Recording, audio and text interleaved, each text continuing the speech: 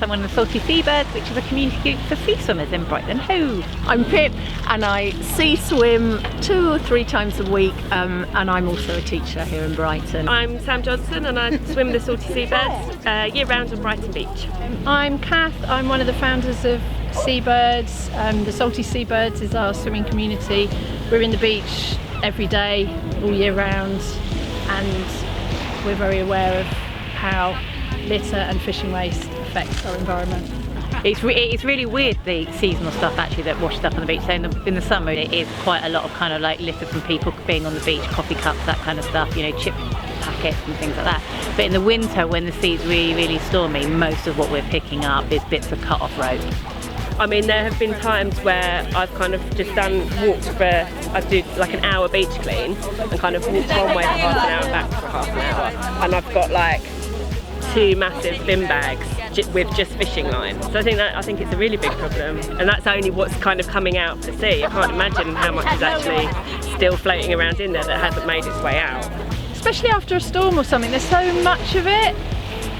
I imagine how much is still out there in the sea, and it makes you feel sad. You regularly swim into things you don't really want to swim into, absolutely. You can get tangled around your legs. I mean, some of the rope that comes isn't just the tiny bits they cut off, it is huge, great big nets that, you know, have been dumped in the sea. So, you know, the same as when you see the, you know, the terribly sad images online and things like that of porpoises and things like that being caught. But of course, if humans swimming, they're going to get caught in it too. Once you start spotting it, you see so much of it.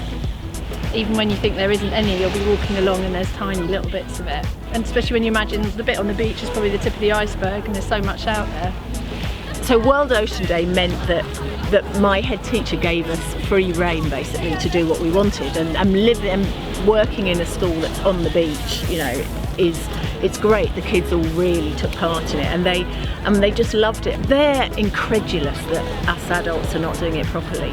It makes me feel angry, to be perfectly honest. It makes me feel really angry. I fully appreciate that people need to make their living from the sea. People have always done that, but there is a way that you can do it by protecting still what's in the sea. If you keep overfishing, you keep dumping things in the ocean that are polluting the sea, there aren't going to be any more fish, you won't have an industry left. So it's to everybody's benefit that these practices need to change.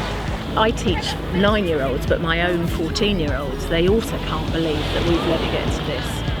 If they think there's no reason or no way they can make any better, then they're not going to do anything. But they do all think that it can be improved, yeah. I mean, what we do have in Brighton is we do get a lot of stuff washing up. We have a fantastic community on the beach. Most people that use the beach on a regular basis will like engage in beach cleans. It's really nice actually. You end up talking to people will look at what you're doing, and it's a really good conversation starter. You know, you get people walking along the prom leaning over going, well done, what you're doing, kind of thing. So it's a great way to start that conversation. We have got brilliant tubes now along the front that you can put all the fishing line in there and it will go off and get recycled, which is really brilliant. Also, I've learned more about it because people are making things out of it, recycling it into eco-nar, for example. People are trying to make wetsuits and rash vests and swimming costumes out of it because there's so much of it.